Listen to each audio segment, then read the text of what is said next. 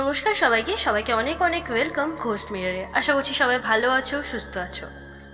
আজকে আমি তোমাদের সাথে যে ঘটনাটা শেয়ার করব সেটা একটু অন্যরকম ঘটনা, এবং ঘটনাটা যে পাঠিয়েছে সে তার নাম বলেছে শিনু এবং তার বাড়ি বলেছে পূর্ব বর্ধমান। এর বাইরে সে আর কোনো রকম ডিটেলস তার নিজের দেয়নি। আশা করছি ঘটনাটা তোমাদের বেশ ভালো লাগবে। যদি ঘটনাটা ভালো লাগে তো ভিডিওটা লাইক করে দিয়ে চ্যানেলটা সাবস্ক্রাইব করে দিও, এবং তোমরা যদি আমাকে ঘটনা পাঠাতে চাও তো মেল করে দাও ghostmira314@gmail.com। আমি ডিসক্রিপশনে সব ডিটেলস দিয়ে দেবো, তোমরা লিখে অথবা ভয়েস রেকর্ড করে আমাকে ঘটনা পাঠাতে পারো। তো আর বেশি দেরি করবো না, ওয়ান্স এগেইন সকলকে অনেক অনেক ওয়েলকাম ঘোস্ট মিররে। ঘটনা শুরু করছি শিনুর ভাষায়। আমার বয়স এখন 30। ঘটনাটা প্রায় 7-8 বছর পুরনো। সবে সবে গ্র্যাজুয়েশন কমপ্লিট করেছি। পারিবারিক অবস্থা অতটা সচ্ছল না, মধ্যবিত্ত ছাড়াও একটু কম। পশ্চিমবঙ্গে চাকরির অবস্থা তো কেমন তোমরা সবাই জানো। তেমন কোনো ভ্যাকেন্সি বেরোচ্ছে না বলে কিছু চেনা পরিচিত দাদাদের সাথে বাইরে কাজে চলে গেলাম, মিস্ত্রি কাজে। হাতে তো দুটো টাকা আসবে সেই ভেবেই কাজে চলে গেলাম হায়দ্রাবাদে। অন্য জায়গা, অন্য ভাষা, অন্য পরিবেশ, অন্য কালচার, মানিয়ে নিতে অসুবিধা হচ্ছিল। 2 মাস মতো বেশ ভালোভাবেই কেটে যায়, কোনো সমস্যা হয়নি, এবং ওখানকার আদব কায়দা পরিবেশের সাথে অনেকটাই আমি খাপ খাইয়ে নিয়েছিলাম নিজেকে। হাতে টাকা পয়সাও বেশ ভালোই আসছিল। এরকমই কাজ করতে করতে একদিন একটু হায়দ্রাবাদের অফবিট সাইড থেকে আমাদের একটা কন্ট্রাক্ট আসে। আমরা সচরাচর যেখানে কাজ করতে যাই সেখান থেকে আমাদের থাকা খাওয়ার ব্যবস্থা করে দেয়, হয় যে বিল্ডিংয়ে কাজ করি সেখানে, নয়তো তার আশেপাশেই কোথায় আমাদেরকে থাকার ব্যবস্থা করে দেয়।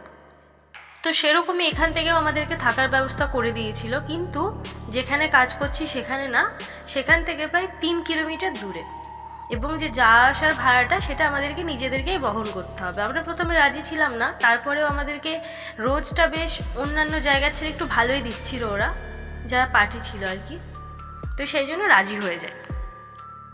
1 সপ্তাহ মতো ভালোই কাজ হচ্ছে। যেটা সমস্যা হচ্ছে, আমাদের কাজের পরে আমাদেরকে 3 কিলোমিটার যেতে হচ্ছে, এবং ওখানে ট্রান্সপোর্ট খরচাটা বেশি পড়ে যাচ্ছে। আমাদেরকে নিজেদের টাকা দিয়ে গাড়ি হোক যাই হোক কিছু করে আমাদেরকে যেতে হচ্ছে। এই নিয়েই আমরা কাজের টাইমে কথা বলছিলাম।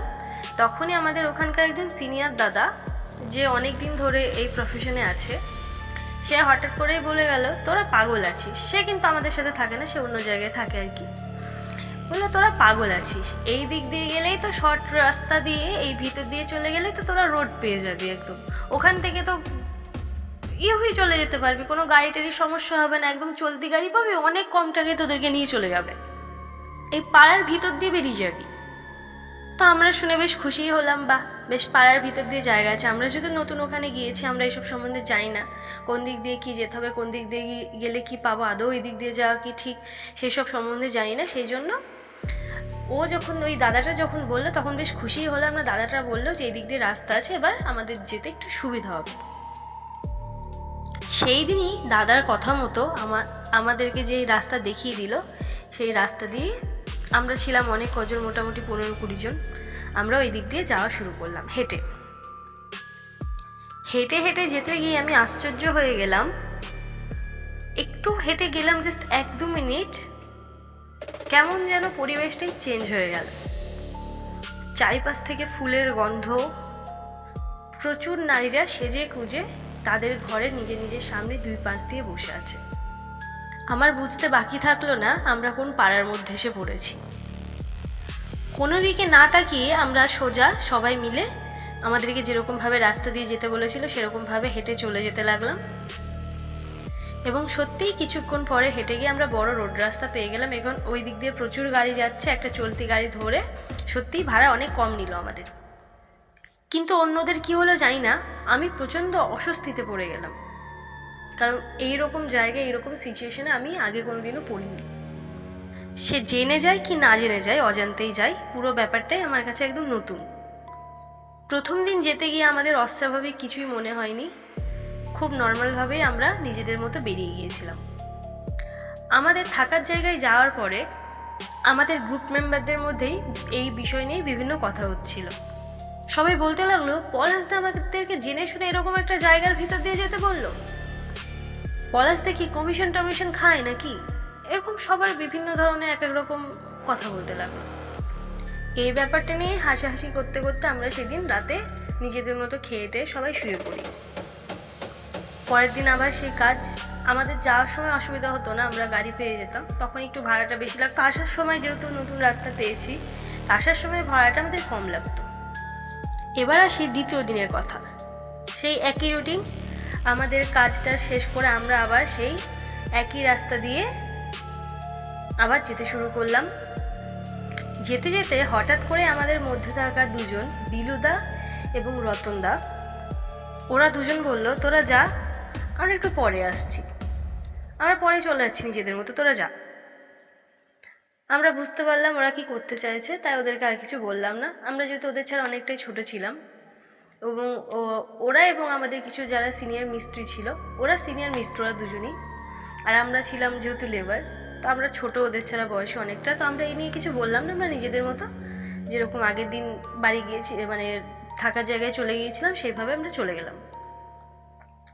রাতে বিলুদা এবং রতনদা আমাদের থাকার জায়গায় ফিরল না। সকালবেলা আমরা কাজের জায়গায় গেলাম এবং ওখানে ওদেরকে দেখতে পেলাম, কিন্তু ওদের চোখে মুখ যেন আলাদাই লাগছে, চোখ মুখটা কেমন যেন শুকিয়ে গেছে, আর যেন কথা বলছে একটু কাঁপা কাঁপা কণ্ঠে, মানে পরিষ্কারভাবে কিছু বলছে না, কিন্তু আমাদের হেড মিস্ত্রি এবং খুব চনমনে। বাকি যারা সিনিয়র মিস্ত্রিরা ছিল ওরা ওদেরকে জিজ্ঞেস করলো, কিরে কিছু হয়েছে নাকি, পুলিশের রেড টেড পড়েছে নাকি, যেরকম আর কি হয়। ওরা শুনে একটু অস্বস্তিতে বলল, কিছু বললো না, নিজেদের কাজ করতেই লেগে গেল। সেই দিন বাড়ি ফেরার সময় বিলুদা এবং রতনদা কিছুতেই ওই দিক দিয়ে ফিরবে না, মানে ওই যে আমাদেরকে শর্ট রাস্তা দেখিয়েছিল, শর্টকাট রাস্তা, ওই দিক দিয়ে ওরা বাড়ি ফিরবে না। ওরা নিজেরাও ফিরছে না এবং আমাদেরকেও বারণ করলো যে ওদিক দিয়ে যাস না, ওদিক দিয়ে যাস না। সেদিন আমরা বিলুদা এবং রতনদার কথা শুনলাম এবং সেদিন আর ওই রাস্তা দিয়ে না এসে, যে রাস্তাতে আমরা নর্মালি আসা যাওয়া করছিলাম প্রথমে, সেই দিক দিয়েই বাড়ির দিকে রওনা দিলাম। বাড়িতে এসে বিলুদা রতনদার প্রচণ্ড জ্বরে একদম থরথর থরথর করে কাঁপছে। ভাবলাম নতুন জায়গা, জল তো আমাদের এরকম চেঞ্জ হতেই থাকে, স্নান করাটা এই জায়গায় ওই জায়গায় যাই, সেই কারণে হয়তো জল শ্যুট করেনি, সেই জন্য হয়তো জ্বর এসেছে। তো আমরা নর্মাল যেরকম ওষুধ টষুধ বাড়িতে থাকে ঘোরা, সেগুলো দিয়ে ওদেরকে ঘুমোতে দিলাম এবং আমরাও ঘুমোচ্ছি। হঠাৎ করেই রাতের বেলায় খুব জোরে জোরে কিছু একটা আঁচড়ানোর আওয়াজ আসছে, কেমন আয়না বা দেয়াল যেমন ঘষলে একটা ক্যাচ ক্যাচ করে কেমন একটা আওয়াজ আসে না, নখ দিয়ে যদি ঘষা হয়, তো সেই রকম একটা আওয়াজ আসছে এবং আওয়াজটা খুব জোরে। ওই আওয়াজে আমাদের সবার ঘুম ভেঙে গেল। আমরা ঘুম থেকে উঠে দেখছি ঘরের চারিপাশে ফোঁটা ফোঁটা ফোঁটা ফোঁটা রক্ত পড়ে। আমরা একটা বড় ঘরেই সবাই নিচে বিছানা পেতে শুতাম, তো মেঝেতে চারি কোণা দিয়ে পাশ দিয়ে ফোঁটা ফোঁটা করে রক্ত পড়ে এবং দেয়ালেও চারিপাশে রক্ত লেগে। কি হলো বোঝার চেষ্টা করতে করতে দেখছি একটা করে ঘরে, যেহেতু তেমন লাইট জ্বলছে না, ছোট্ট একটা লাইট জ্বলছে, অত প্রথমে বোঝা যায়নি। বড় লাইট জ্বলানোর পর দেখছি একদিকে বিলুদা এবং আর একটা কোণায় রতনদা দুজন মিলে পিছন ঘুরে নিজেদের আঙুলগুলো দেয়ালে ঘষছে এবং আঙুল ঘষতে ঘষতে দুজন দু হাতের নখ পুরোপুরি প্রায় উঠিয়ে ফেলেছে দেয়ালে আঙুল ঘষে ঘষে। আমরা তো অবাক, কি হলো ব্যাপারটা, তড়িঘড়ি করে ওদেরকে সবাই মিলে চেপে ধরলাম। আমি বিলুদাকে ধরেছিলাম, মানে আরও সবাই মিলে রতনদা, আমি বিলুদার দিকে ছিলাম আর কি। আমরা মোটামুটি 6-7 জন ধরে আছি একটা মানুষকে। বিশ্বাস করবেন না, এত বল একটা মানুষের গায়ে হতে পারে কেউ না দেখলে বিশ্বাস করবে না। বিলুদা কিন্তু স্বাস্থ্যবান না, খুব একটা ছোটোখাটো হাইট না, মাঝারি হাইট, রোগা পাতলা মানুষ, কিন্তু তার গায়ে যে এত জোর, সে যদি কেউ অনুভব না করে সে বিশ্বাস করবে না। সে মনে হচ্ছে হাতির বল চলে এসছে আর তাকে আটকে রাখা যাচ্ছে না। রতনদারও সেম কেস। এবং আরও ভালো করে খেয়াল করে দেখি আঙুলগুলোর তো নখগুলো তো উপড়ে গেছে, প্লাস মুখ দিয়েও রক্ত বেরোচ্ছে। ভালো করে মুখের দিকে তাকিয়ে দেখছি বিলুদার 3টে দাঁত নেই, জাস্ট নেই, 3টে দাঁত নেই, 3টে দাঁত পুরো উপড়িয়ে ফেলা হয়েছে। রতনদার 1টা দাঁত নেই। সেই রাতে কিছুতেই ওদের মুখে চোখে জল দিয়ে কোনোভাবে ওদেরকে থামানো গেল না। শেষ অবধি ওখানকার যারা 2-3জন স্থানীয় মানুষ ছিল, মানে স্থানীয় বলতে হায়দ্রাবাদের কয়েকজন ছিল, 2-3জন মতো, তো ওরা আমাদেরকে সাজেস্ট করে যে এটা নিশ্চয়ই ওদেরকে কিছু নর্মাল কিছু ওদেরকে যাই হোক কিছু ভর করেছে, নইলে দুজনে একসাথে একই রকম জিনিস করবে এটা একটু কেমন লাগে না? কিন্তু এটা জানার পরে এই রাতে কোথায় যাব, কি করব, কার কাছে যাব? হসপিটাল হলে না হয় চলে যাওয়া যেত, এই যে এই রকম জিনিস কাকে দিয়ে সামলাবো?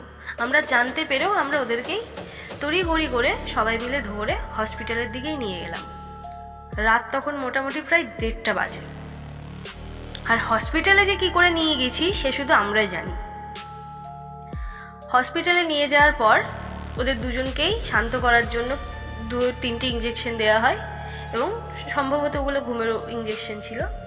তো এবং ওরা শান্ত হয়। তারপর ওদের যেসব জায়গায় ক্ষতটগুলো হয়েছিল সেগুলো ব্যান্ডেজ করে দেওয়া হয় এবং বডি স্ক্যানও করা হয়। এবং তারপরে ধরা পড়ে ওরা যে শুধু দাঁত উপড়িয়ে ফেলেছে, হাতের নখ উপড়িয়ে ফেলেছে এটা না, রতনদা এবং বিলুদা দুজনের 2 হাতের আঙুলগুলো পুরো ভেঙে ফেলেছে। মানে ভাবতে পারছেন, মানুষের 2 হাতের 10টা আঙুল দুজনই ভেঙে ফেলেছে। কি করে ভেঙে ফেলেছে অস্বাভাবিক ব্যাপার। আর আমরা ঘরে আছি, আমরা কোনো আওয়াজই পাই না। আমরা ওই দেয়ালে আঁচড়ানোর আওয়াজটা শুধু পেয়ে আমরা ঘুম থেকে উঠেছিলাম। নইলে যদি আমাদের তখনও ঘুম না ভাঙতো তাহলে যে কি দেখতাম আমরা নিজেরাও বুঝতে পারছি না। সকালবেলায় সব কিছু মোটামুটি শান্ত হওয়ার পরে বিলুদা এবং রতনদার বাড়ির লোককে খবর দেওয়া হয়। আসতে তো পারবে না সঙ্গে সঙ্গে, তবে খবর জানিয়ে দেওয়া দরকার আমাদের, তাই জানিয়ে দেওয়া হয় যে তারা অসুস্থ। এবং ওদেরকে ফোন করে বলার পরে ওরা আমাদেরকে খুব রিকোয়েস্ট করে বিলুদা এবং রতনদাকে বাড়ি ফিরিয়ে আনার জন্য, মানে এই ওয়েস্ট বেঙ্গলে ওদের বাড়িতে ফিরিয়ে আনার জন্য। কারণ অতটা সচ্ছল পরিবার না যে তৎকালীন ট্রেনের টিকিট বুক করা, ট্রেনের টিকিটের যা দাম হয় এইভাবে আবার পাওয়াও মুশকিল। হ্যাঁ, তো আসা সম্ভব না। তো আমাদেরকে খুব রিকোয়েস্ট করে যে তোমরা ওদের দুজনকে প্লিজ ফিরিয়ে আনো, আমরা যাওয়ার চেষ্টা করছি, তাও এরকম একটা আর কি বলে।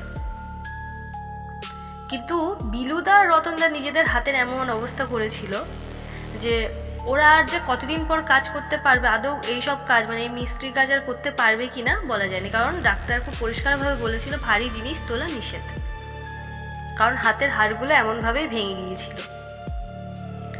বিলুদা এবং রতনদাকে ওই ঘটনার পরেও মোটামুটি আরও 4 দিন হসপিটালে ভর্তি রাখা হয়েছিল। তো এই 4 দিনেও হসপিটালেও আরও অনেক রকম জিনিস বিলুদা এবং রতনদা ঘটেছিল, নিজের ক্ষতি করার চেষ্টা করছিল মেনলি আর কি। বিলুদা একদিন হসপিটালে শুয়ে থাকতে থাকতে হাতে যে স্যালাইনের চ্যানেল করা ছিল ওইটা টেনে খুলে ফেলেছে, এবং টেনে খুলে ফেলার পরে নিজের গালে ফুটিয়ে ফেলেছে। এবং সঙ্গে সঙ্গে সেখানে ইনচার্জে থাকা নার্স সেটা দেখে ফেলে এবং সঙ্গে সঙ্গে পরিস্থিতিটা সামাল দেয়। নইলে সেই সুচ দিয়ে যার নিজের আর কত ক্ষতি করে ফেলতো সেটা আর বলে বোঝানো যায় না। রতনদার অবস্থা মোটামুটি ঠিক ছিল। তো রতনদাকে এই নিয়ে জিজ্ঞেস করার পর রতনদা যেটা বলে যে সেই দিন ওই যৌনপল্লী থেকে মানে ওরা আর কি যা করতে গিয়েছিল সব করার পরে ওরা আর কি বেরিয়ে আসার পরে তখন রাত মোটামুটি অনেক বেজে গিয়েছিল।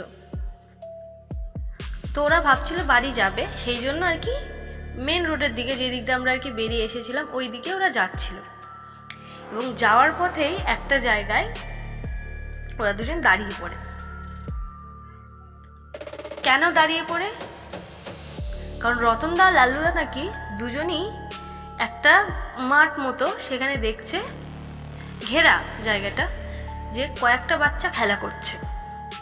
তো ওরা অবাক হয়ে গেল, এত রাতে এখানে বাচ্চা খেলা করছে কি করে? চারিপাশে এরকম জায়গা একটা, এতগুলো বাচ্চা এখানে খেলা করছে, ছোট ছোট একদম ছোট ছোট 1-2 বছরের বাচ্চা এরকম, তাই বলছে। কেউ হামাগুড়ি দিচ্ছে, কেউ হালকা হালকা আধো আধো পায়ে দৌড়চ্ছে, এরকম দেখছে আর কি ওরা। তো ওরা যেন এগুলো দেখে কোনো একটা মায়ায় পড়ে যায় এবং ওখানেই দাঁড়িয়ে থেকে দেখতে লাগে।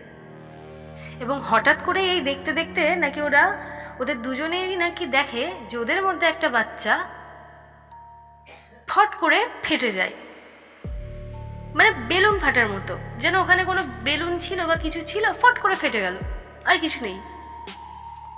এবং ওরা যে ওখানকার যে ওই বাচ্চাগুলোর যে মায়া সেইটাই পড়ে যায় এবং ওখানকারই কোনো খারাপ আত্মা ওদের দুজনকে বশে করে নেয় এবং ওদেরকে দিয়ে নিজেদেরই ক্ষতি করাতে চাচ্ছিল। আর পরে আমরা ওখানকার যে আমাদের স্থানীয় যে দুই দাদা ছিল ওদের কাছ থেকে জেনে যেটা জানলাম যে ওই দিকে আর কি একটা জায়গা আছে, সেই ছোট ছোট একদম বাচ্চা মারা গেলে কবর দেওয়ার যে জায়গাটা, ছোট বাচ্চাদের তো পোড়ানো হয় না, ওরকম কবর দেওয়া হয়, তো ওই জায়গা ওটা। তো ওখান থেকেই ওদের ওপরে কোনো খারাপ আত্মা ভর করেছিল। তো পরে অনেক ঝাড়া জলপোড়া অনেক কিছু করে এখন ওরা নর্মাল আছে। কিন্তু এই ঘটনা চোখের সামনে দেখে আমার এখনও মনে দাগ কেটে গেছে। ঘটনাটা জাস্ট দারুণ। Thank you Shiru. আরও যদি ঘটনা এরকম থাকে তো অবশ্যই পাঠিও। তোমাদেরও ঘটনাটা কেমন লাগলো আমাকে কমেন্ট করে জানিও, আশা করছি ভালো লাগবে। ভালো লাগলে ভিডিওটা লাইক করে দিও এবং কমেন্ট করে জানিও কেমন লাগলো, এবং অবশ্যই চ্যানেলটা সাবস্ক্রাইব করে দিও। দেখা হবে আবার নেক্সট কোনো ভিডিওতে।